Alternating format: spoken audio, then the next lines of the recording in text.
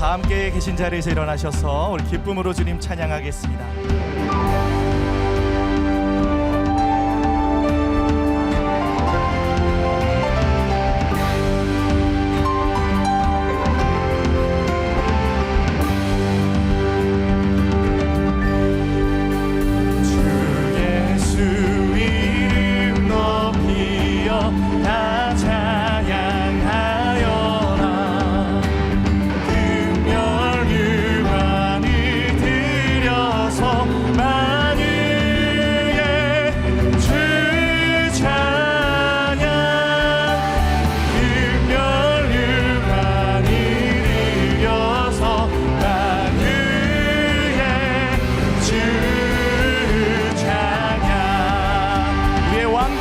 주님을 기뻐 찬양합니다. 이 지구 위에 거하는 온 세상 사람들 그 크신 위엄 높여서 만유의 주 찬양 그 크신 위엄 높여서 만유의 주 찬양 주 믿는 성도 다 함께 주 앞에 엎드려 무궁한 노래 불러서 만유의 주 찬양 무궁한 노래 불러서 만유의 주 무궁한 노래 불러서 무궁한 노래 불러서 만유의 주 찬양 할렐루야. 주님 이곳에 자정하셔서 우리의 찬양과 경배를 기뻐 받아 주시옵소서. 할렐루야. 왕되신 주님을 찬양합니다. 아멘. 우리 더 큰 기쁨으로 주님 찬양하겠습니다.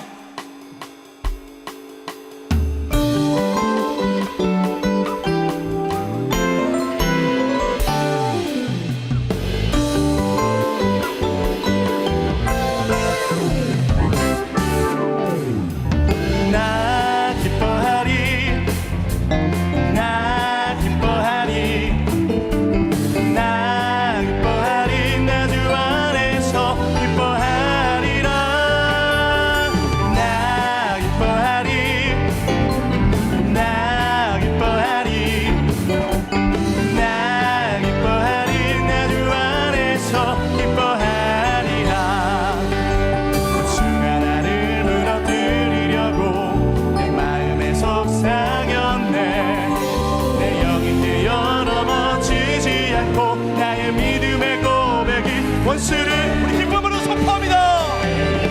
나 기뻐하리 나 기뻐하리 나 기뻐하리 나 주 안에서 기뻐하리라 나 기뻐하리 나 기뻐하리 나 기뻐하리 나 주 안에서 기뻐하리라 성령의 지배를 받지 않고 내 팔의 힘과 목소리 느끼는 감정과 상관없이 내 마음 기뻐하기로 결심을 했네.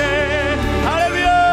나 기뻐하리 나 기뻐하리 나 기뻐하리 나 주 안에서 기뻐하리라 나 기뻐하리 나 기뻐하리 나 기뻐하리 나 주 안에서 기뻐하리라.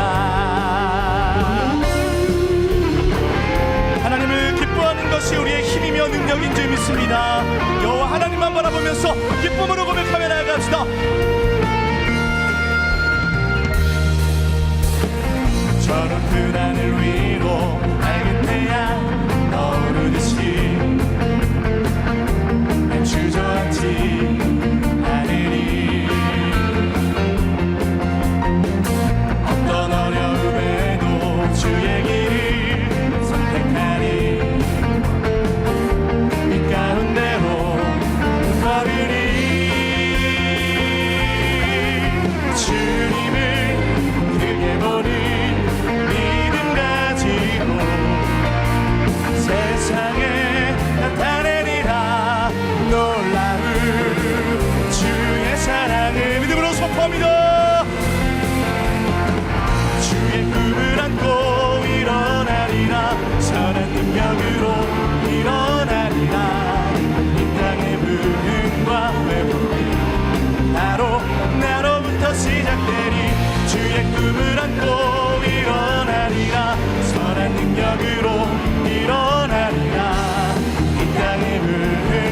회복은 바로 나로부터 시작되니 주님을 크게 보는 주님을 크게 보는 믿음 가지고 세상에 나타내리라 놀라운 주의 사랑이 할렐루야 주의 꿈을 안고 일어나리라 선한 능력으로 일어나리라 이 땅의 부흥과 회복은 바로 나로부터 시작되리 주의 꿈을 안고 일어나리라 선한 능력으로 일어나리라 이 땅의 부흥 우리 두 손을 높이 들고 다시 한번 주님 앞에 믿음으로 고백합니다.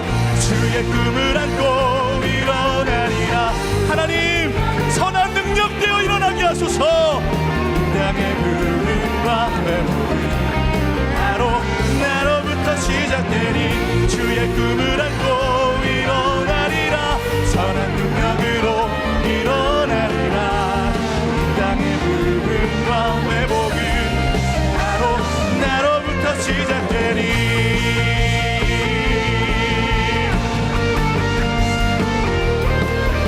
할렐루야 오늘 우리 교회로부터 시작된 새로운 부흥의 역사를 기대하면서 그렇게 행하신 주님 앞에 더 큰 박수로 영광 올려드립니다.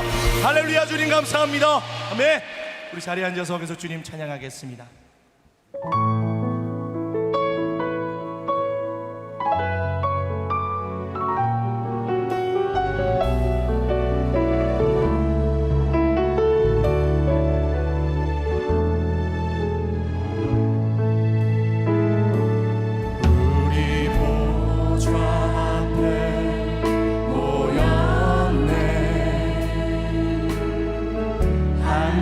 주를 찬양하며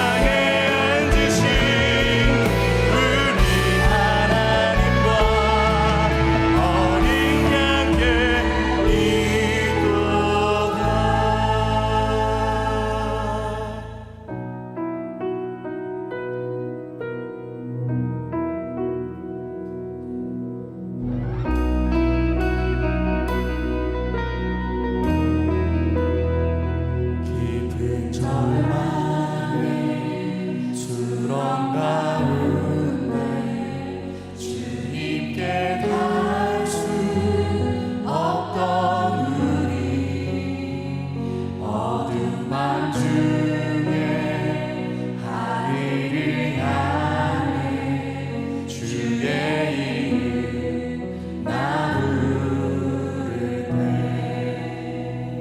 어둠을 뚫고 오신 주 사랑 나의 절망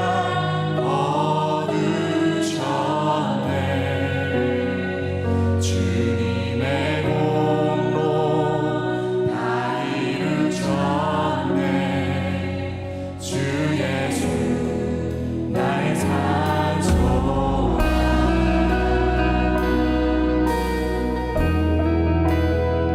그 누가 주의 잠을 다하라 한없는 은혜 증량할까 영광을 떠나 이 땅에 오신 죄가 되신 구주 예수 주의 십자가 내게 말한 주의 십자가 내게 말하네 영원이란 용납되네 아름다운 신과 나는 주 그리스도 나의 산소망 그리스도 나의 산소망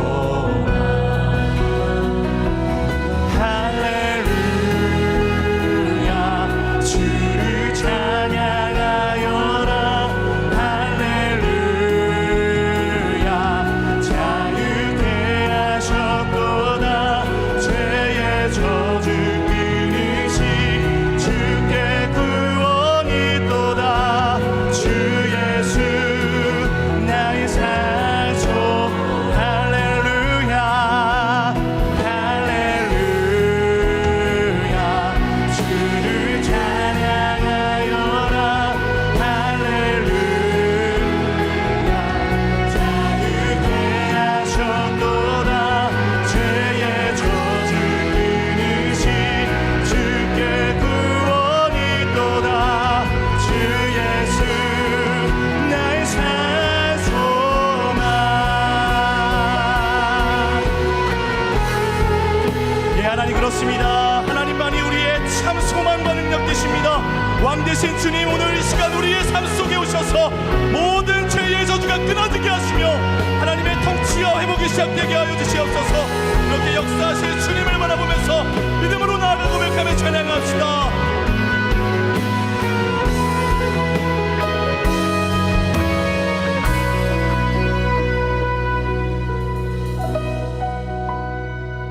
언약된 아침 장사된 몸에 부활의 오후 시작됐네 유다의 사자 위엄찬서 사망이 무너졌도다 사망이 무너졌도다 이제 사망을 무덤이 믿음으로 선포합니다 우리를 주장할 수 없네 유다의 사자 위엄찬 사망이 무너졌도다 사망이 무너졌도다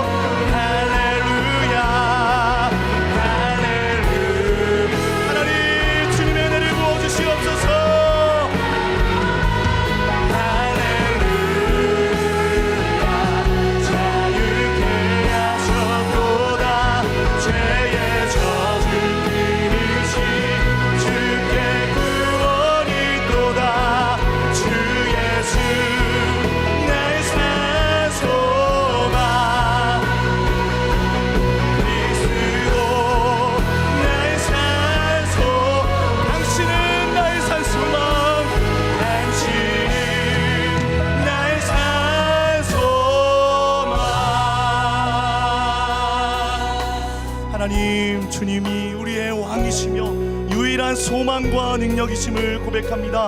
헛된 것에 다스림받고 헛된 것을 구하며 살아왔던 우리의 삶을 회개하며 돌이켜 주 앞에 서오니 하나님 오늘 말씀하여 주실 때 하나님의 왕되신 통치가 우리의 삶에 회복되도록 성령 하나님 역사하여 주시옵소서. 모든 실 말씀에 대해 기대하면서 합심으로 간구하며 기도하며 나아가겠습니다. 하나님 주님의 얼굴을 구하며 나아갑니다. 오늘도 하나님의 말씀 앞에 서는 모든 심령마다 하나님의 통치와 하나님의 다스리심과 하나님의 주권을 인정하게 하여 주시고 왕 되신 주님 앞에 나아갈 때 모든 어둠은 떠나가게 하여 주시며 치유와 회복의 역사가 시작될 수 있도록 주님 인도하여 주시옵소서. 할렐루야. 우리의 산 소망이요 죄의 저도 끊으시며 자유케 하신 구원의 주 예수 그리스도의 이름을 찬양합니다. 주님, 죄 중에 있는 우리를 오늘도 포기치 아니시고 이렇게 찬양이 선포되며 말씀이 선포되는 자리 가운데 있게 하심에 감사합니다. 주님의 행하신 일은 지금까지도 감사였고 앞으로도 감사이기에 또한 참 감사합니다. 주님, 우리가 그 감사를 잃어버리며 살아가지 않게 하여 주옵소서. 주께서 이루어주셨고 이루어주고 계시며 이루어주실 은혜를 돌아보거나 기대하지 아니하고 오히려 주변과 비교하며 상황에 흔들리고 감사보다 원망을 입에 달고 살아감을 불쌍히 여겨 주옵시고 세상을 거룩으로 물들여야 될 우리가 스스로 세상과 같이 되길 원하여 세상에 물들어 버림을, 하나님을 의지하기보다 다른 것을 붙잡아 버림을, 그 어리석음을 불쌍히 여겨 주옵시고 깨달아 돌아서게 하여 주옵소서. 오늘 말씀으로 날마다 사랑의 두드리심으로 우리의 어리석음을 깨울 때에 고집을 부리는 것이 아니라 말씀에 합당한 반응을 하여 바르게 일어나게 하여 주옵시고 예수 그리스도를 참 왕으로 잡고 살아가는 참 축복된 인생을 살아가게 하여 주옵소서. 나만 그렇게 살아가는 것이 아니라 나를 넘어 내 주변을 그렇게 복음으로 물들이는 이 인생 되게 하여 주옵소서. 주님, 주의 나라 대한민국을 위해 기도합니다. 이 나라 잊지 마시며 붙잡아 주옵소서. 거리거리마다 십자가가 있는 이 나라를 기억하여 주옵소서. 이 나라의 참 주인은 주님이시오니 각자의 속에 옳은 대로 살아가며 각자 왕과 같이 살아가는 자들이, 사랑과 물질과 명예라는 잘못된 왕을 붙잡고 살아가는 자들이 하나님을 인지하게 하여 주옵시고 이로써 거짓을 두려워하며 부정적 탐욕의 끝을 알아 회개하여 더 이상 분열과 거짓과 선동이 없는 나라 되게 하여 주옵소서. 온 국민이 순결과 경외의 참 지혜자들 되게 하여 주옵소서. 이를 위해 늘 기도하는 새로운 교회가 있습니다. 그 복된 일에 우리 교회를 마음껏 사용하여 주옵시고 눈물의 기도 가운데 약속의 땅이라는 놀라운 간증을 주신 것 같이 계속해서 기도하며 간증을 높이는 교회 되게 하여 주옵소서. 주님, 이제 정말 2주 후면 약속의 땅에 들어가게 됩니다. 이제는 우리가 정말 예배 드리러 갈 때에도 세상을 통과해서 가고 예배 후에도 세상을 통과해 가는 상황 가운데 놓이게 되는데, 주님, 이 모든 걸음들이 전도가 되게 하여 주옵소서. 우리의 모든 모습을 통해 복음의 기쁨이 드러나게 하여 주옵시고 이로써 교회의 존재만으로도 하나님이 전해지게 하여 주옵소서. 모든 안전을 지키시며 부흥의 부흥을, 여전히 성령의 역사가 생생히 살아있음을 세상과 열방과 미래에 계속해서 나타내는 새로운 교회 되게 하여 주옵소서. 이를 위해 누구보다 수고한 한옥 목사님을 위해 기도합니다. 주님, 사단이 교회를 무너뜨리려면 누구를 가장 먼저 공격하겠습니까? 주님, 우리 목사님을 늘 영육 강건히 붙들어 주옵시고 늘 함께 하시며 성령 충만을, 능력을 가득히 부어 주옵소서. 오늘도 목사님께서 말씀 선포하실 때 뜻이 하늘에서 이루어진 것 같이 이 시간 이 공간 가운데 이루어지게 하여 주옵시고 이로써 모든 예배자들이 회개하며 예수 그리스도를 참 인생의 왕으로 모시는 일들이 일어나게 하여 주옵소서. 이 시간 드려지는 챔버의 특순이 있습니다.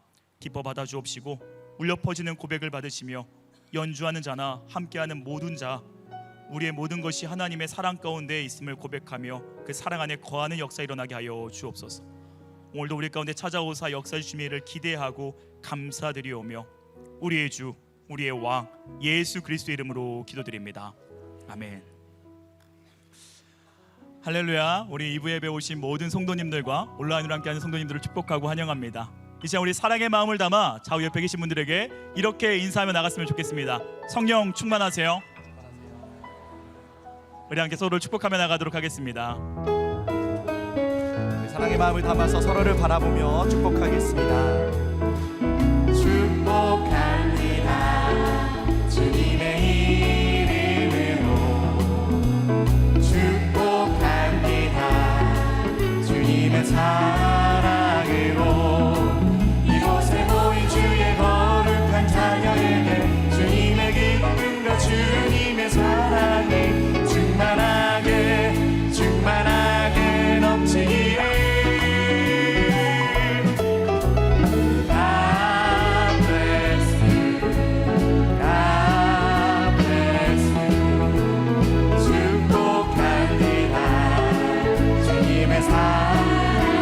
이곳을 향해 축복합니다. God bless you, God bless you. 축복합니다. 주님의 사랑으로. 박수로 경배하며 서로를 축복하겠습니다. 교회 소식 전해드리도록 하겠습니다. 하나님께서 허락하신 약속의 땅 입성을 감사하는 마음으로 성도님들과 함께 모여 참 감격스러운 새성전의 첫 예배를 드리고자 합니다. 7월 4일 토요일 오후 7시 가든5 라이프관 영관 10층 본당에서 드려지는 입담 감사 예배에 함께 하셔서 하나님께 모든 영광과 찬송을 올려드리며 큰 은혜 누리는 우리 모두가 되기를 소망합니다. 아울러 10월 5일부터는 새성전 본당에서 주일 예배가 드려집니다. 주일 예배는 1부에서 3부까지 드려지며 1부 예배는 오전 8시, 2부 예배는 10시 30분, 3부 예배는 오후 1시에 진행됩니다. 새롭게 변경된 예배 시간에 착오 없으시기를 바랍니다. 또한 새성전 입당을 기념하며 특별 새벽 기도회가 진행됩니다. 이번 특세는 7월 7일 화요일부터 18일 토요일까지 2주간 새성전 본당에서 진행됩니다. 약속의 땅을 허락하신 하나님께서 특별 새벽 기도회를 통해 새로운 시즌, 새로운 은혜를 부어주실 줄로 믿습니다. 새로운 교회 모든 성도님들의 기도가 쌓이는 은혜의 특세될 수 있도록 많은 참여를 부탁드립니다. 6월 28일 주일은 교총에서 드리는 마지막 주일 예배입니다. 역사에 남을 이곳에서의 마지막 예배와 그동안 이곳에서 역사하시고 함께했던 하나님의 은혜를 기억하기 위해 단체 사진 촬영이 진행될 예정입니다. 성도님께서는 빠짐없이 주일에 출석하셔서 사진도 남기시고 지금까지 교총에서 부어주신 은혜를 감사함으로 고백하는 주일 되시기를 축복합니다. 초등학교 3학년에서 6학년 영어 예배인 뉴젠 주니어 여름 성경학교가 마치원 워크온 페이스라는 주제로 6월 26일부터 28일까지 진행됩니다. 성경학교 가운데 안전과 성령 충만을 위해 함께 기도해 주시길 부탁드리며 이번 여름 성경학교를 통해 믿음의 다음 세대와 가정이 말씀과 기도 가운데 세워지는 시간 될 수 있도록 성도님들의 많은 관심과 기도를 부탁드리겠습니다. 교회가 함께 기도하겠습니다. 회복의 은혜가 간절한 성도님들을 위한 환우들을 위한 기도회가 오늘 오후 4시 10분에 7층 새로운 홀에서 진행됩니다. 순원들을 위해, 몸이 아픈 가족들을 위해 교회가 함께 하나 되어 기도할 때 기적과 회복의 은혜가 베풀어질 줄로 믿습니다. 성도님들의 많은 참여와 기도를 부탁드리겠습니다. 새성전 입당 기념 특별 할인 도서 판매가 폭발적인 성원에 힘입어 담임 목사님 저서들을 추가로 준비하여 한 주간 더 진행하기로 했습니다. 담임 목사님 저서, 기독교 양서, 예수 이름의 비밀 워크북 교재 등을 무조건 세 권에 2만 원에 판매합니다. 이제 정말로 다시 오지 않을 파격적인 기회 꼭 붙잡으시고 우리 큰 은혜 누리시기를 바랍니다. 열방 속으로의 비전을 가지고 26명의 몽골 단기 선교팀이 6월 21일부터 26일까지 몽골 다르앙 지역에 가서 현지 사역자들을 대상으로 CES 멘토링과 지역 전도 및 성경 보급 사역을 합니다. 이번 몽골 선교를 통해 현지 목회자들이 말씀으로 굳건히 세워지고 각 마을에서 전도할 때 주님을 영접하는 은혜가 있기를, 무엇보다 선교팀이 무사히 선교 일정을 잘 마치고 돌아올 수 있기를 기도 부탁드립니다. 2026 청년 제주 선교가 6월 24일부터 3박 4일간 제주 서귀포 강병교회와 온유한 교회에서 진행됩니다. 이번 선교 기간에는 시장 전도, 찬양 집회, 농촌 봉사 등 다양한 프로그램을 통해 하나님의 사랑을 나누게 됩니다. 청년 제주 선교를 통해 제주 땅의 복음의 열매가 맺혀질 수 있도록 성도님들의 많은 기도를 부탁드리겠습니다. 새 성전 시대를 함께 세워갈 새로운 교회 간사를 모집하고 있습니다. 하나님이 주신 특별한 은혜를 요셉의 지혜로 관리하는 재정팀과 주님의 몸된 교회를 사랑으로 관리하는 관리부장님을 모집하고 있습니다. 특별히 관리부장님은 영성과 실력을 겸비한 중년 남성을 모집하고 있으며 자세한 사항은 주보를 참고해 주시기를 바랍니다. 지난 6월 14일 주일 오전 4시 15분에 본당에서 진행된 정기재직회에 총 재직회원 423명 중 321명이 참석하여 당회에 상정된 2025년도 결산 승인 및 회계감사 보고를 심의하고 과반수의 찬성으로 의결되어 통과되었음을 공고드립니다. 마지막으로 주차 광고 드리겠습니다. 교통 차단기가 상시 열리게 되었습니다. 다만 추후 결산을 위해 기존과 동일하게 웹 할인을 하고 출차해 주시길 바라며, 오늘 교회 처음 오신 성도님들께서는 안내데스크에 가셔서 할인 적용 받으시고 출차해 주시길 바랍니다. 이제 챔버팀의 특순 후에 한옥 목사님께서 하나님의 말씀 전해 주시겠습니다.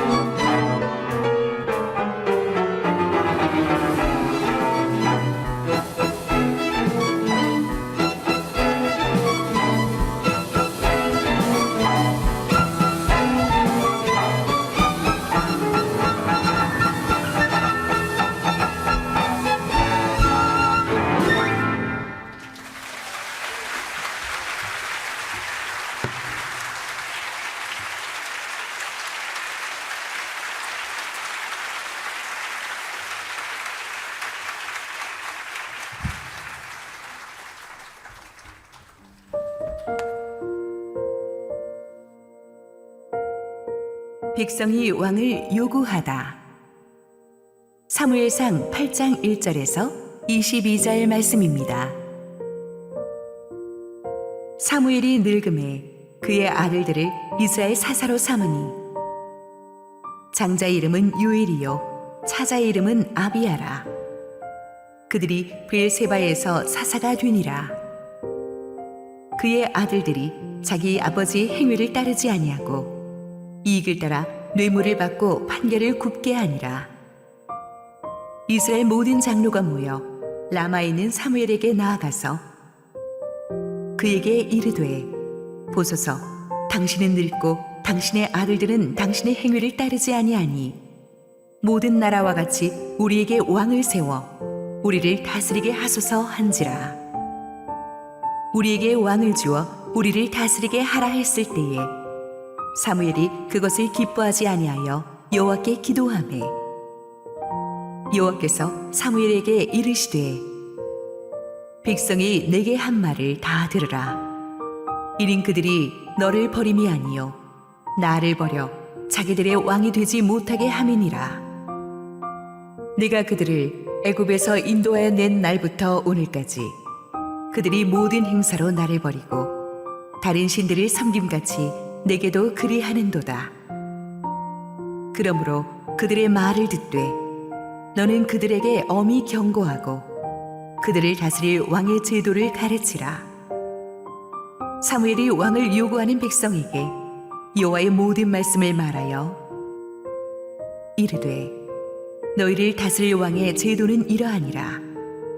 그가 너희 아들들을 데려다가 그의 병거와 말을 어거하게 하리니 그들이 그 병거 앞에서 달릴 것이며 그가 또 너희의 아들들을 천부장과 50부장을 삼을 것이며 자기 밭을 갈게 하고 자기 주수를 하게 할 것이며 자기 무기와 병거의 장비도 만들게 할 것이며 그가 또 너희의 딸들을 데려다가 향료 만드는 자와 요리하는 자와 떡 굽는 자로 삼을 것이며 그가 또 너희의 밭과 포도원과 감람원에서 제일 좋은 것을 가져다가 자기의 신하들에게 줄 것이며 그가 또 너희의 곡식과 포도원 소산의 11조를 거두어 자기의 관리와 신하에게 줄 것이며 그가 또 너희의 노비와 가장 아름다운 소년과 나귀들을 끌어다가 자기 일을 시킬 것이며 너희의 양떼의 10분의 1을 거두어 가리니 너희가 그의 종이 될 것이라.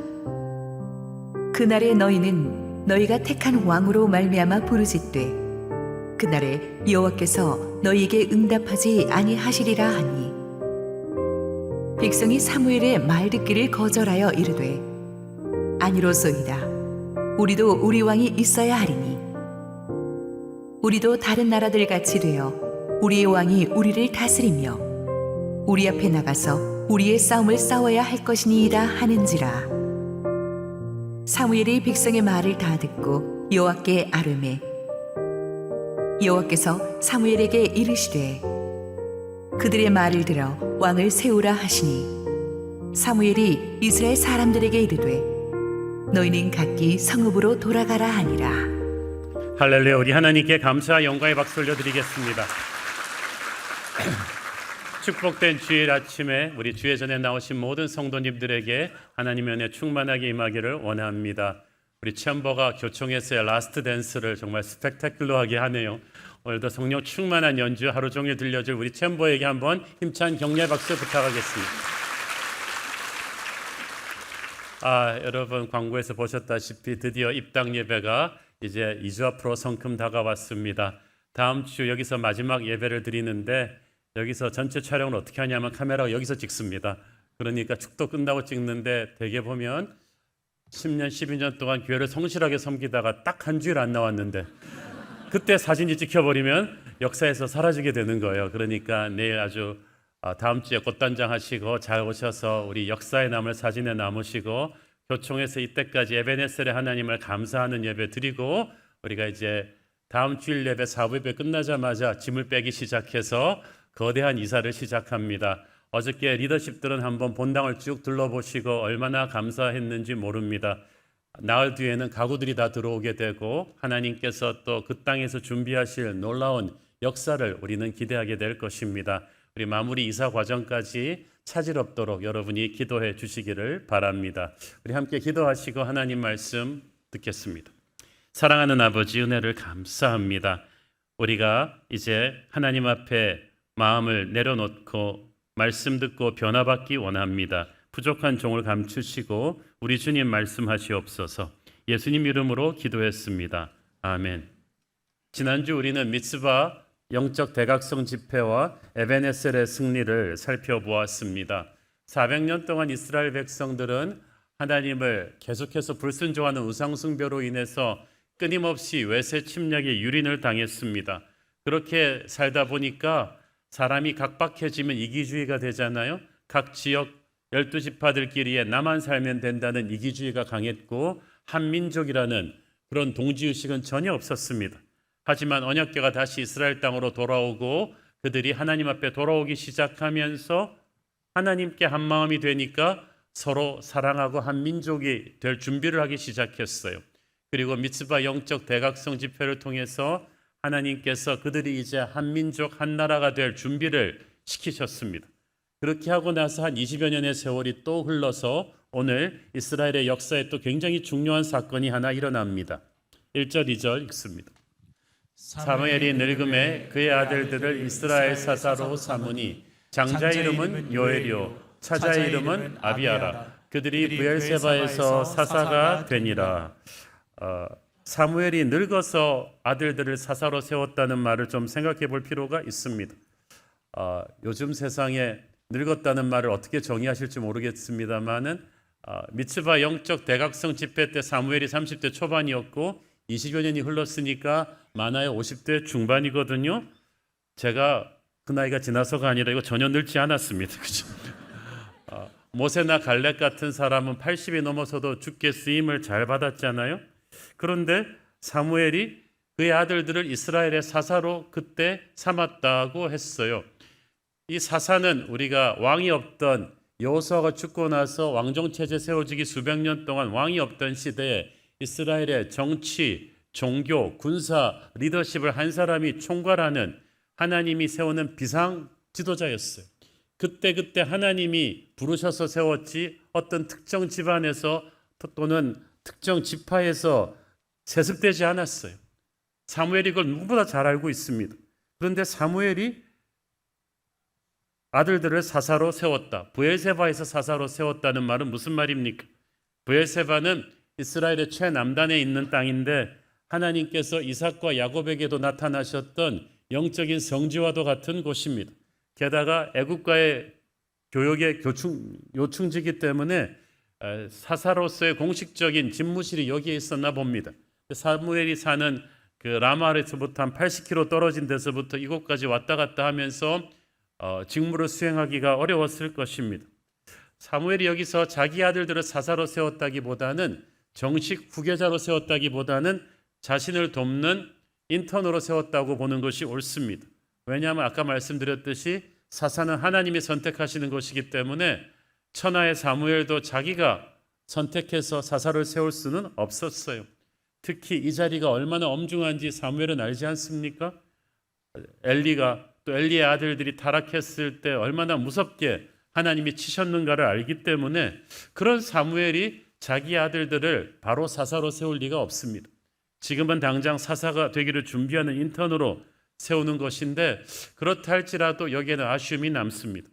사무엘 주변에는 딱히 다른 그의 뒤를 이을 만한 인물들도 보이지 않았고 사무엘도 인간인지라 자기 아들들이 어떻게든 좀 자기 뒤를 이어서 하나님의 일을 했으면 하는 바람이 있었던 것 같습니다. 그래서 자기 옆에서 인턴 일을 하다 보면 자연스럽게 하나님의 인정도 받고 또 백성들의 인정도 받지 않을까라는 바람이 있었는데 이 바람이 그만 수포로 돌아간 거예요. 3절 읽습니다. 그의 아들들이 자기 아버지의 행위를 따르지 아니하고 이익을 따라 뇌물을 받고 판결을 굽게 하니라. 아들들이 그 아비의 행위를 따르지 않았다. 이 말이 참 안타깝죠. 사무엘은 어렸을 때부터 하나님의 음성을 듣는 사람이었고 깨끗한 삶을 살았습니다. 불법으로 남의 것을 취해 본 적이 없는데 그런 고결한 아버지 밑에 자랐으면서도 아들들은 영 딴판이었어요. 이걸 보면 참 자녀들을 믿음의 길로 갈 수 있도록 양육한다는 것이 얼마나 어려운지 알 수가 있습니다. 사무엘의 아들들도 우리 새로운 교회 뉴젠 주일학교에 보냈더라면 이렇게 되지 않았을 텐데 참 안타까워요. 그들이 이익을 따라 뇌물을 받고 판결을 굽게 하니라. 여기서 판결을 굽게 했다는 말을 영어 성경에서는 perverted justice, 그러니까 사법체제 시스템이 무너졌다는 뜻입니다. 사람 사는 곳에는 다 의견 충돌이 있고 시비가 있게 마련인데, 그래서 어느 시대 어느 나라나 이 시비를 가려주는 올바른 재판장의 역할이 중요했습니다. 그래서 고대 중동에서는 왕은 군사적인 영웅뿐만이 아니라 평화로운 때에 백성들의 재판을 공평하고 지혜롭게 해주는 재판관의 지혜가 중요했어요. 재판이 깨끗하고 공정하게 이루어지는 나라는 법 질서가 잡혀서 나라가 선진국이 될 수가 있었지만, 법 질서가 무너진 나라, 뇌물을 받고 힘있고 권력 있는 사람들의 편을 들어주는 부당한 판결을 하는 나라는 백성들의 리더십에 대한 권위가 땅에 떨어졌기 때문에 무너지게 돼 있었던 거예요. 오늘날 지금 우리나라가 직면하고 있는 위기도 그거 아닙니까? 사법부 재판부의 결정을 지금 우리가 참 불신하게 되게 된 까닭은 우리 모두의 모든 지도자들의 책임이 큽니다. 하나님께서도 일찌감치 그래서 이 재판의 중요성을 아시고 모세에게 공정한 재판을 하라고 엄중히 경고하신 바 있습니다. 신명기 16장 19절, 너는 재판을 굽게 하지 말며 사람을 외모로 보지 말며 또 뇌물을 받지 말라. 뇌물은 지혜자의 눈을 어둡게 하고 의인의 말을 굽게 하느니라. 옛날에도 뇌물을 받고 돈 많고 힘 있는 자들의 편을 들어주는 그런 사법 시스템이 망가지는 경우가 많았나 봐요. 하나님께서 절대 그렇게 하지 말라고 하셨어요. 사무엘이 왕이 없던 시대였지만 정말 공정하게 재판을 해서 사무엘의 시대 때는 별일이 없었습니다. 그 훌륭한 사무엘의 아들들이 아버지와는 전혀 다른, 아직 정식 사사도 아니고 인턴이면서 이런 뇌물을 받고 그릇된 판결들을 하니까 백성들이 충격을 받은 거죠. 사무엘도 이 사실을 인지했을 겁니다. 그러면서 언제 이 아들들을 그 자리에서 끌어내려야 하나고 고민을 했겠죠. 제가 이걸 보면서 천하의 사무엘도 자식 교육 문제는 어렵구나라는 것을 느낄 수가 있습니다. 자기 아들들의 영적인 상태와 실력이 어느 정도인지를 알았더라면 이 막중한 자리에 앉히지 말았어야 했는데, 자리를 감당할 수 없는 사람이 그 자리를 가면 그 사람도 망하고 사람들도 다 불행해져요. 리더의 자리는 특권이 아니라 책임입니다. 욕심으로 함부로 앉을 자리가 아니에요. 우리가 다시 한번 정말 자녀 문제에 대해서는 아무도 장담할 수가 없습니다. 늘 우리의 자녀들이 영적으로 바로 설 수 있도록 남의 얘기할 거 없어요. 정말 우리 자녀들을 위해서 기도하고 노력해야만 됩니다. 아들들을 제대로 훈육하고 또 하나님의 길을 갈 수 있도록 바로잡을 기회를 사무엘이 놓쳤기 때문에 생각지도 못한 심각한 사태가 터지게 됩니다. 인생이란 게 그렇습니다. 자기 자정 능력이 없으면, 내 스스로 나를 기억하지 못하면 곧 남에 의해서 개혁당하게 돼 있죠. 4절 5절 읽습니다. 이스라엘 모든 장로가 모여 라마에 있는 사무엘에게 나아가서 그에게 이르되, 보소서, 당신은 늙고 당신의 아들들은 당신의 행위를 따르지 아니하니 모든 나라와 같이 우리에게 왕을 세워 우리를 다스리게 하소서 한지라. 여러분, 나이 들었을 때 제일 기분 나쁜 말이 누가 와서 당신은 늙었고 라는 말하는 거지. 속으로 너는 젊냐 그렇게 말하고 싶은데, 장로들이 왔으니까 뭐 장로들도 사무엘이랑 나이가 비슷할 거 아니겠어요? 그들이 몰려와서 사무엘에게 말합니다. 당신이 늙은 것보다 더 심각한 건 당신의 아들들을 못 믿겠다. 당신 아들들의 그런 부당한 재판을 우리가 못 믿겠다. 결국 사무엘의 아들들이 사무엘의 영적인 권위가 흔들리게 되는 빌미를 제공한 거예요. 수십 년간 사무엘이 쌓아온 영적인 권위가 이 아들들 때문에 이제 도전받게 되었습니다. 6절 읽습니다. 우리에게 왕을 주어 우리를 다스리게 하라 했을 때 사무엘이 그것을 기뻐하지 아니하여 여호와께 기도하며. 사무엘은 자기가 늙었다고 한 것에 대해 기분 나쁜 것도 아니었고 자신들의 아들들의 부족함을 지적한 것에 대해서 화난 것도 아닙니다. 그건 다 알고 있는 사실이지. 백성이 왕을 요구한 사실 자체도 그리 언짢아 할 일은 아니었어요. 왜냐하면 하나님도 때가 되면 이스라엘의 왕을 세울 계획을 갖고 계셨어요. 오래전부터 아브라함의 후손 가운데서 유다의 자손 중에서 왕이 나올 것을 하나님은 예언하셨습니다. 그런데 신명기 17장에 보면 때가 되면 반드시 하나님께서 자신이 택하신 자를 너희 위에 왕으로 세워줄 거라고 이미 모세를 통해 예언하셨어요. 중요한 것은 하나님의 때가 되면 하나님이 주도하시겠다는 것인데 사무엘이 마음이 언짢았다는 것은 백성들이 왕을 요구한 근본적인 동기 때문이었어요. 지난 20여 년 동안 사무엘은 왕이 없는 시대에도 하나님과 백성 사이의 중재자 역할을 잘 해왔어요. 그런데 백성이 이제 왕을 세워달라는 것은 이제 그만 사무엘 보고 물러나라는 얘기죠. 20여 년 전에 블레셋의 대군이 미스바에 몰려왔을 때는 사무엘한테 살려달라고 애걸복걸하던 사람들이 이제는 평안의 때가 됐으니까 물러나 달라고 합니다. 사무엘이 배신감을 느꼈습니다. 그런데 진짜 사무엘이 화난 이유는 따로 있었어요. 장로들이 한 말은 모든 나라들과 같이 우리 옆에 모든 나라들과 같이 우리에게 왕을 세워 우리를 다스리게 하소서. 그 말은 하나님의 통치를 받고 있으면서도 이게 하루아침에 나온 말이 아닙니다. 지금까지 그들은 옆에 나라, 이웃 나라들의 왕정 체제를 부러워하고 있었다는 얘기입니다. 하나님이 사사를 통해서 다스린다지만 매번 하나님은 보이지 않으시고 사사는 누구로 결정이 날지 불안했다는 거죠. 그래서 이웃 나라들의 왕을 보니까 그럴듯하잖아요. 왕궁도 있고 신하도 있고 이 시스템도 딱 갖춰져 있고 그리고 딱딱 그 다음 왕위가 왕자로 계승이 되고 자기들도 그런 그럴싸한 왕정 시스템을 갖추면 나라의 모양새가 날 것이라고 생각했습니다. 한마디로 그들은 주님 한 분만으로 만족할 수 없었던 거예요. 그들은 눈에 보이는 세상적인 통치자를 원했습니다.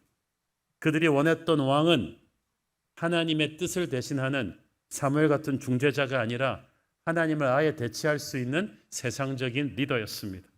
사무엘이 그 못된 속내를 딱 감지하고 화가 났던 거예요. 그러나 사무엘이 그 화난 마음을 바로 백성들에게 폭발시키지 않고 와서 여호와께 기도했다고 돼 있어요. 저는 이것이 진정한 하나님의 종의 자세라고 봅니다. 우리가 영적인 리더로 살다 보면 항상 우리의 권위를 도전하고 흔드는 사람들이 있습니다. 목회를 할 때도 그렇고 여러분이 순장을 할 때도 그렇고 다 그렇습니다. 여러분이 부모를 해보면 느낄 거예요. 자녀들은 항상 부모의 권위에 도전합니다. 영적인 리더의 자리는 억울하고 원망 듣고 욕먹는 자리예요. 모세 바울 같은 사람도 그런 훌륭한 지도자들도 계속 도전받았어요. 이때 지도자도 욱하는 성미가 있는 인간이기 때문에 맞받아쳐 주고 싶을 때가 있죠. 그런데 진짜 하나님의 종은 사무엘처럼 이걸 참고 하나님께 달려옵니다. 그는 억울하고 속상한 마음을 하나님 앞에 쏟아놓아야만 합니다. 여러분이 분하고 억울하고 화가 날 때 하나님 앞에 쏟아놓으면 하나님이 여러분을 가라앉혀 주시고 사태를 정확하게 볼 수 있는 분별력을 주실 것입니다. 7절 읽습니다. 여호와께서 사무엘에게 이르시되 백성이 네게 한 말을 다 들으라. 이는 그들이 너를 버림이 아니요 나를 버려 자기들의 왕이 되지 못하게 함이니라. 자, 여기서 다 들으라는 말을 그냥 화가 난다고 그냥 흘려듣지 말고 이 말의 영적인 의미를 분별하면서 보라는 거죠. 사무엘의 그 배신감을 하나님은 이해하고 계셨어요. 그래서 그를 위로하셨습니다. 이들이 너를 버린 게 아니다. 너의 뒤에 있는 나를 버린 것이다. 내가 그들의 왕이 되는 것이 그들이 싫은 거다. 실은 그 말이 맞죠. 백성들이 거부한 것은 사무엘과 그 아들들이 아니에요. 사무엘의 아들들은 핑계고 실제로는 이걸 빌미삼아 하나님의 통치를 거부한 것입니다. 8절 읽습니다. 내가 그들을 애굽에서 인도하여 낸 날부터 오늘까지 그들이 모든 행사로 나를 버리고 다른 신들을 섬김같이 내게도 그리하는도다. 이 문제가 하루 이틀 된 문제가 아니다. 수백 년의 히스토리가 있다. 역사는 계속 반복되어 왔다. 그들은 하나님의 통치를 계속해서 벗어나려고 했는데 그 방법이 우상숭배였어. 하나님을 아예 버릴 수는 없고 하니까 하나님을 믿으면서 계속 우상에게 손을 내미는 것이었습니다. 사무엘은 인간이었지만 너무 힘들었어요. 하나님의 종의 자리가 너무 힘들었어요. 이렇게 감사를 모를 수가 있는가? 그런데 그 힘든 마음은 바로 하나님이 느끼는 배신감의 100분의 1도 안 됩니다. 하나님은 항상 베풀어주고 베풀어줘도 감사를 모르는 인간의 불순종과 반항을 참아오셨습니다. 부모가 자식에게 그렇게 베풀어줬는데도 어느 날 자식이 말합니다. 아버지가 나한테 해준 게 뭐가 이제. 그러면 섭섭하지 않겠습니까? 하나님은 그렇게 속상하는 마음을 많이 참아오신 분이세요. 이스라엘 백성들은 자기들이 다른 나라와 다른 것이 정말 싫다고 생각했어요. 그런데 그들은 다른 나라와 다른 것이 특권이라는 것을 몰랐어요. 전 세계 어느 민족이 하나님의 다이렉트한 통치를 받은 적이 있습니까? 그들은 그것이 축복인 줄 모르고 굴레라고 생각했어요. 이웃 나라들처럼 눈에 보이는 왕을 원했습니다. 이건 마치 엄마가 만들어주는 영양가 있는 최고의 깨끗한 음식을 먹던 애가 길거리에 불량식품이 맛있다고 침 흘리는 것과 똑같은 거예요. 이스라엘 사람들은 보이지 않는 하나님에 대한 믿음이 없어요. 그들이 현재 겪고 있는 이 고난은 자기들의 죄 때문이 아니라 세상 나라들과 같은 왕정체제가 없었어라고 생각했어요. 이건 완전히 병에 대한 진단을 잘못한 거예요. 그들 인생이 겪고 있는 문제는 세상의 제도를 갖고 있지 않아서가 아니라 무너진 영성의 문제였지. 그들은 다른 나라가 강해서가 아니라 그들의 신앙이 타락해서 계속 패배한 거예요. 문제가 하나님이 아니라 하나님을 잘못 믿는 그들의 마음이었던 건데 중요한 것은 죄를 회개하고 하나님께 돌아오는 것이었습니다. 그런데 그 생각을 안 하고 고통의 원인을 겉에 보이는 정치 제도를 바꾸는 데서 찾겠다. 이게 영적으로 무지해서 그래요. 종양을 제거할 생각하지 않고 진통제를 맞겠다는 거죠. 하나님의 백성들이 무너지는 것은 세상적인 힘이 부족해서가 아닙니다. 하나님으로부터 멀어졌기 때문이에요. 진단을 잘못하니까 처방도 잘못 나오죠. 고난을 탈출하기 위해서 세상적인 힘을 다 줄을 서겠다는 것입니다. 상황이 더 악화되죠. 하나님의 백성이 세상의 왕을 세워달라고 하는 것은 이제 세상의 왕에게 자기를 맡기겠다는 뜻입니다. 자기의 인생의 조종수를 바꾸겠다는 뜻이죠. 하나님이 얼마나 슬프셨겠어.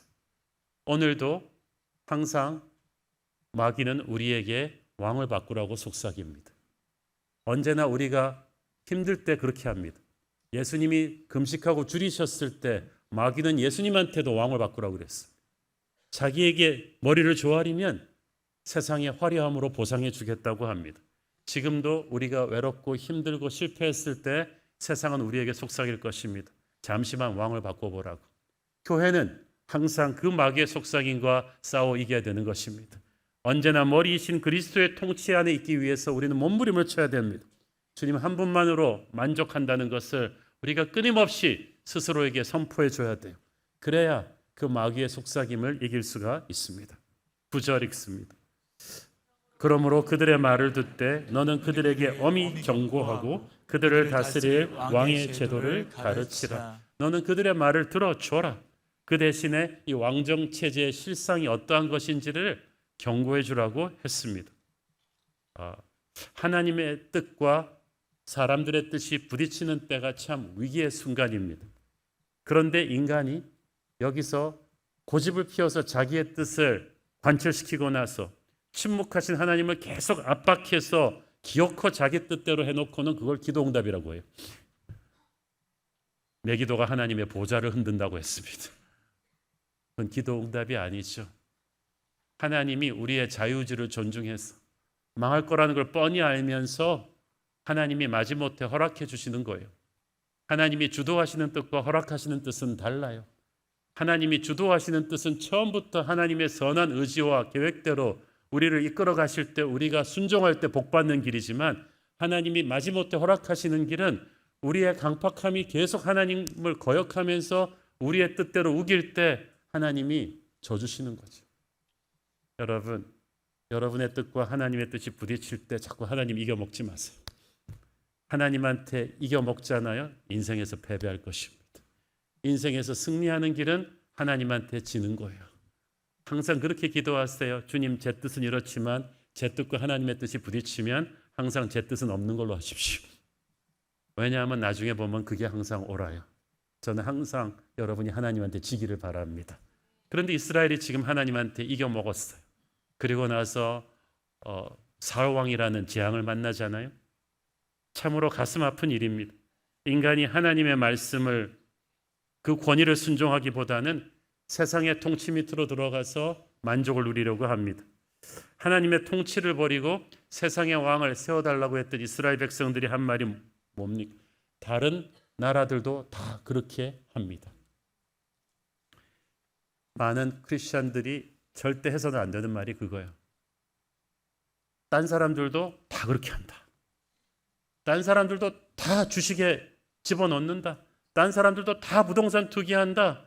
딴 집 엄마들도 다 고3 때는 주일날 애들 학원 보내고 교회 안 보낸다. 다른 집도 다 그렇게 한다. 오케이, 그러면 여러분의 끝도 다른 사람과 똑같게 될 거예요. 인풋을 영적으로 하지 않는데 아웃풋은 어떻게 영적으로 기대합니까? 자기의 자녀를 다니엘같이 키우고 싶다고 하면서 다니엘 같은 결단을 하지 않겠다는데 어떻게 결과가 같을 수가 있어요? 여러분이 세상 사람과 똑같이 살겠다면 세상 사람과 똑같은 끝을 맞게 될 거예요. 그러나 우리는 세상 사람과 끝이 달라요. 우리는 영원한 천국에 상급받을 백성이에요. 그러면 우리는 세상과 다른 길을 가야 돼요. 세상과 다른 가치관으로 자녀를 교육해야 되고 다른 가치관으로 돈을 관리해야 되는 거예요. 그걸 거부하고 하나님의 백성이 세상의 왕과 똑같은 길을 가겠다. 하나님은 그걸 너무나 슬퍼하십니다. 그러고도 고집을 박박 세운다.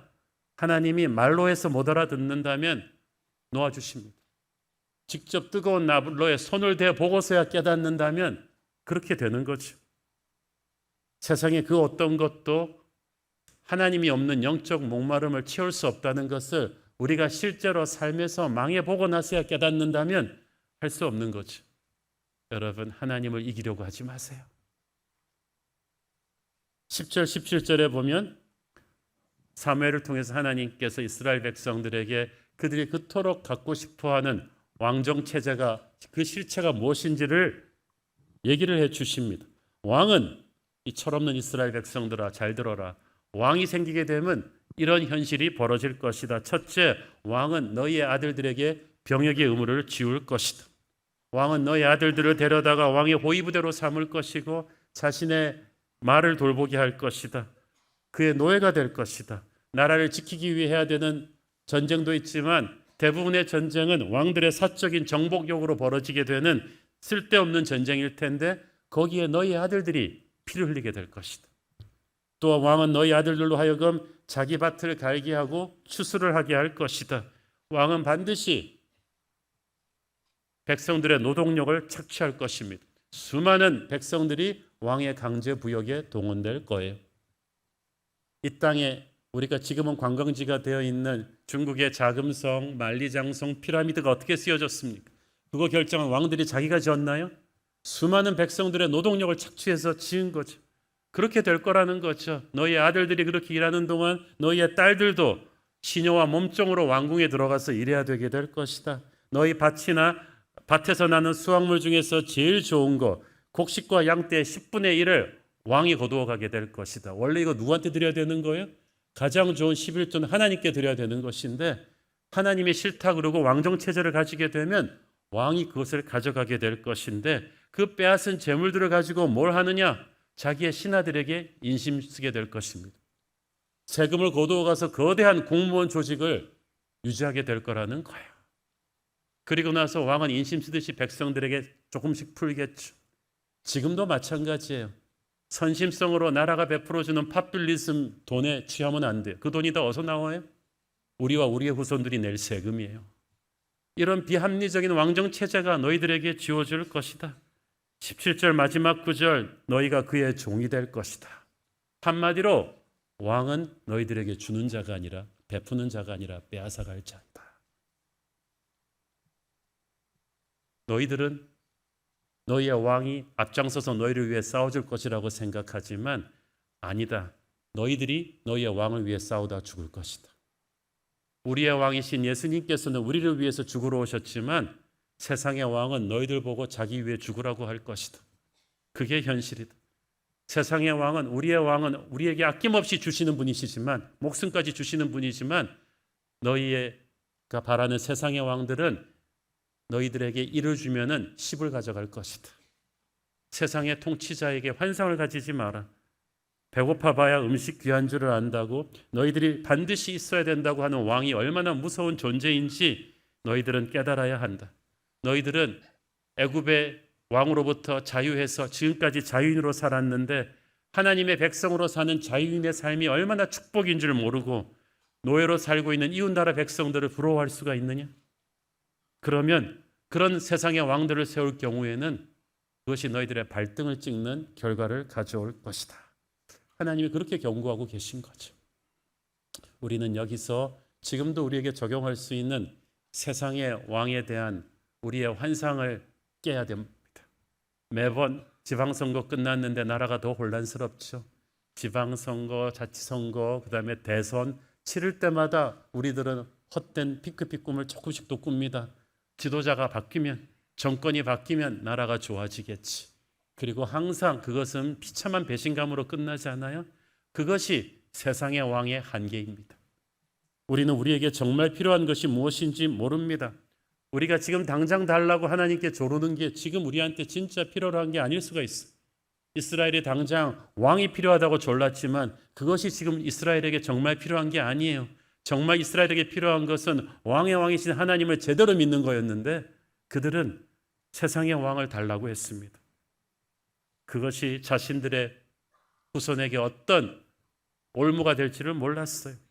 하나님께서 그들에게 경고하시면서 말씀하십니다. 18절, 너희들이 그날에 너희는 너희가 택한 왕으로 말미암아 부르짖되 그날에 여호와께서 너희에게 응답하지 아니하시라 하니.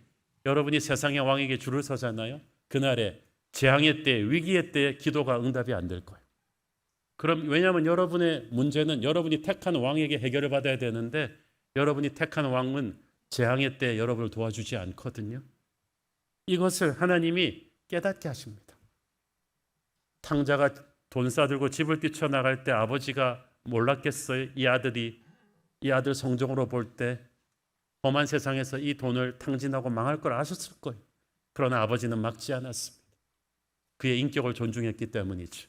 하나님께서도 우리의 인격을, 자유의지를 존중하셔서 우리가 끝까지 하나님 이겨먹고 세상의 왕을 택하겠다고 나갈 때 말리고 경고하고 말리다가 듣지 않을 때 우리를 놔주십니다. 깨닫고 돌아올 때까지 기다리실 거예요. 이런 무서운 경고를 했는데도 이 장로들이 요지부동이었어요. 19절 20절 읽습니다.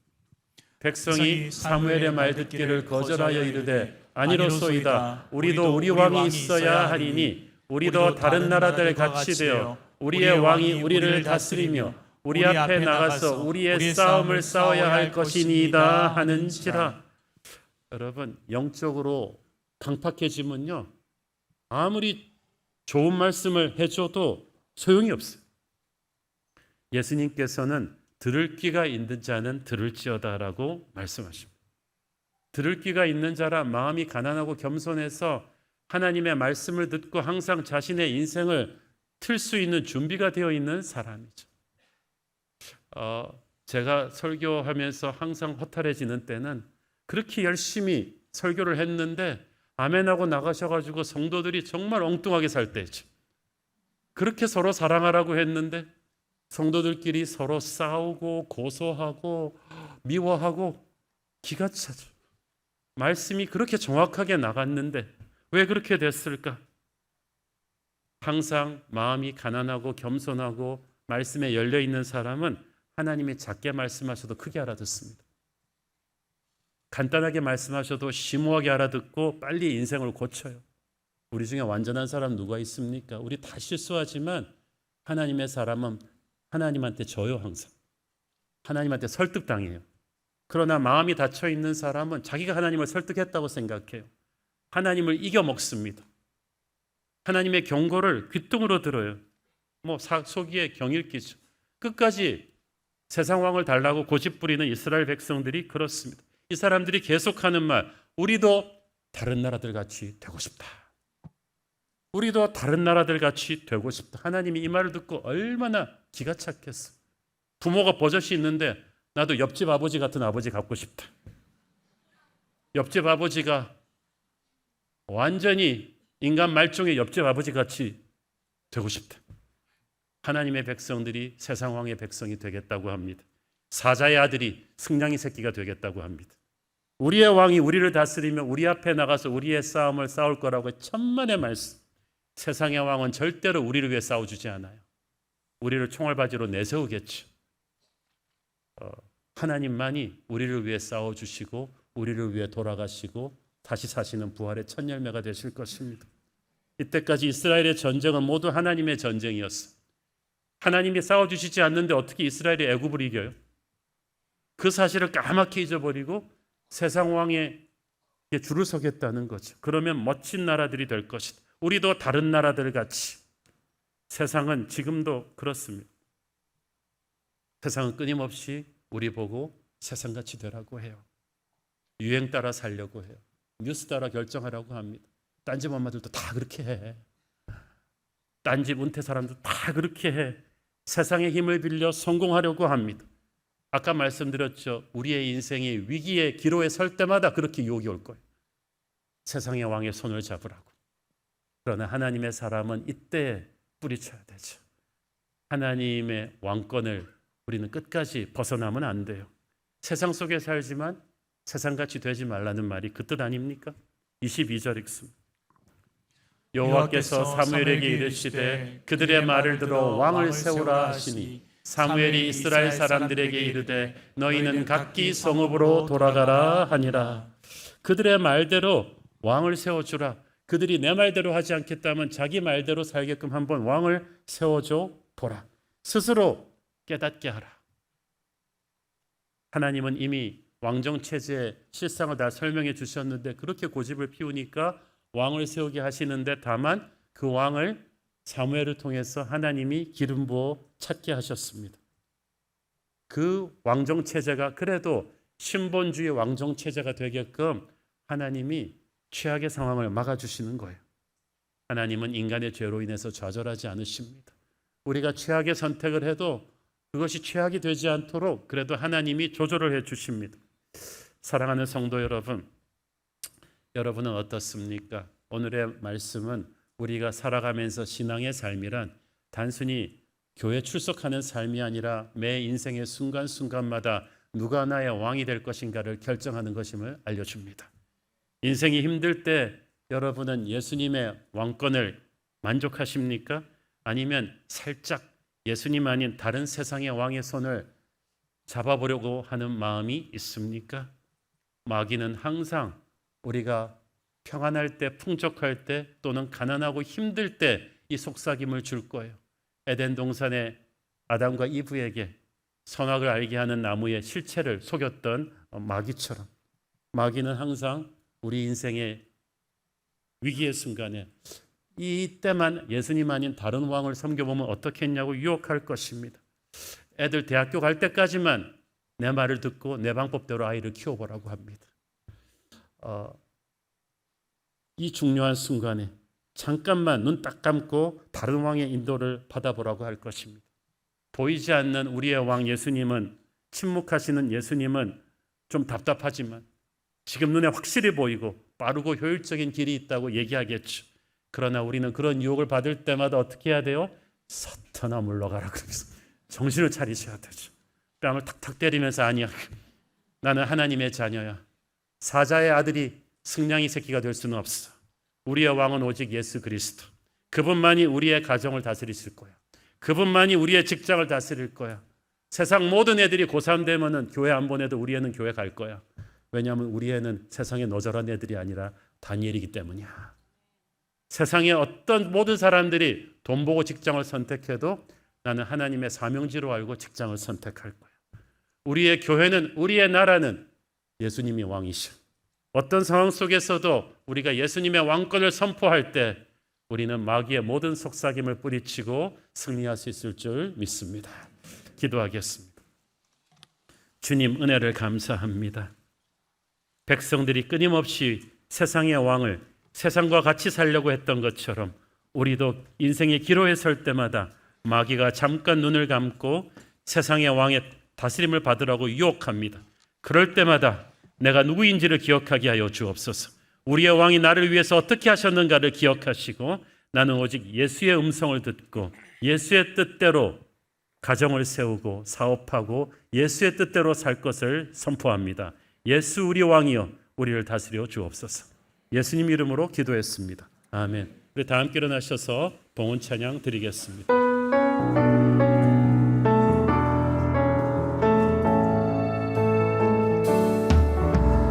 예수 우리 왕이여 이곳에 오소서. 보좌로 주여 임하사 찬양을 받아 주소서. 주님을 찬양하오니 주님을 찬양하오니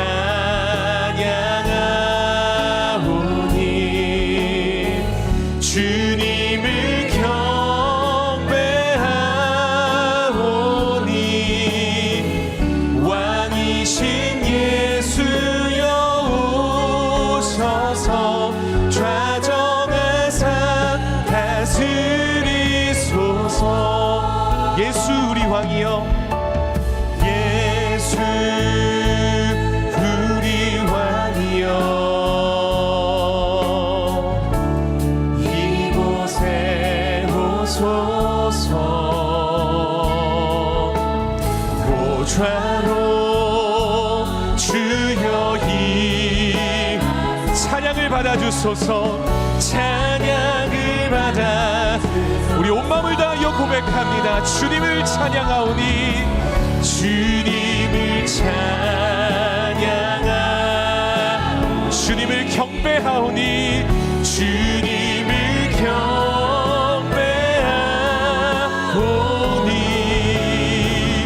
왕이신 예수여 오셔서 좌정하사 우리 함께 믿음의 두 손을 높이 들고 고백합니다. 주님을 찬양하오니 주님을 찬양하오니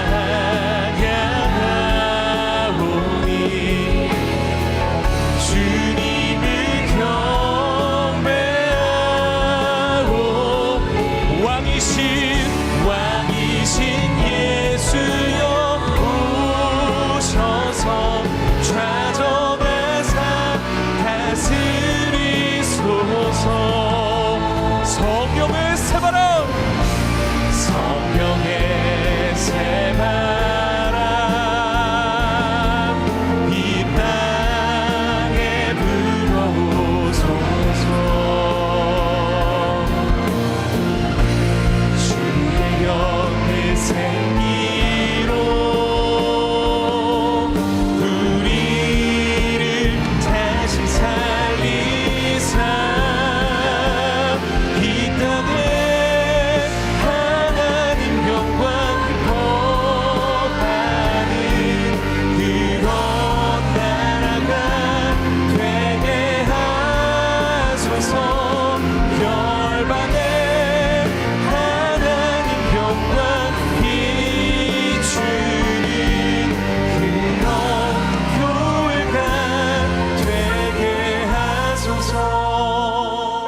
사랑의 하나님 아버지, 주님의 크신 은혜와 치유의 손길을 간구하는 성도들이 있습니다.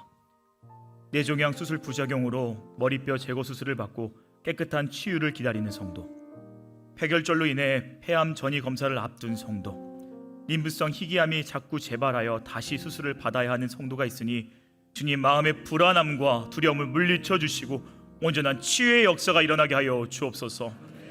또한 만성 폐쇄성 폐질환으로 염증 수치가 높아 입원 중이신 시아버지를 위해 기도하는 며느리, 당관암으로 암이 전신에 전이되어 마지막 때를 힘겹게 버티시는 시아버지와 가족들의 구원을 위해 기도하는 며느리가, 위암으로 원이부 절제술을 앞두고 부작용과 합병증으로에 대한 염려가 있는 시어머니를 위해 간절히 기도하는 자녀가 있으니 주님의 손길로 어루어 만져주시고 세상이 줄 수 없는 평안과 치유의 능력을 허락하사 기도의 힘과 능력을 체험케 하여 주옵소서. 복음의 문이 열리며 놀라운 간증의 역사가 일어나게 하여 주옵소서. 주님, 새로운 교 성도들이 세상의 방법이나 사람의 힘을 먼저 구하지 않게 하여 주옵시고 하나님만을 유일한 통치자와 주권자로 인정하며 살아가게 하여 주옵소서. 우리의 잘못된 고집이 아닌 주의 말씀 앞에 온전히 순종하는 겸손을 허락하게 하여 주옵소서. 사랑하는 대한민국을 위해 기도합니다. 이 땅의 다음 세대가 믿음과 하나님의 나라의 유산을 이어받게 하시고 정치, 경제, 사회 각 영역의 지도자들에게 하나님을 두려워하며 국민을 사랑하는 마음을 허락하여 주옵소서. 대한민국이 하나님의 선하시고 기뻐하시고 온전한 뜻이 무엇인지 분별하여 순종하는 나라 되게 하여 주옵소서. 받은 은혜에 감사함으로 드리는 헌물의 손길을 축복하여 주옵시고 지금은 살아계신 우리 주 예수 그리스도의 은혜와 하나님 아버지의 한없는 사랑과 성령님의 감화와 감동, 위로, 교통, 보호와 충만하심의 역사가 어느 순간에도 어느 상황에도 예수 그리스도를 나의 참 암으로 삼고 살아가기로 결단하는 모든 예배자들 가운데 저도 영원토록 함께 하시기를 간절히 축원하옵나이다. 아멘.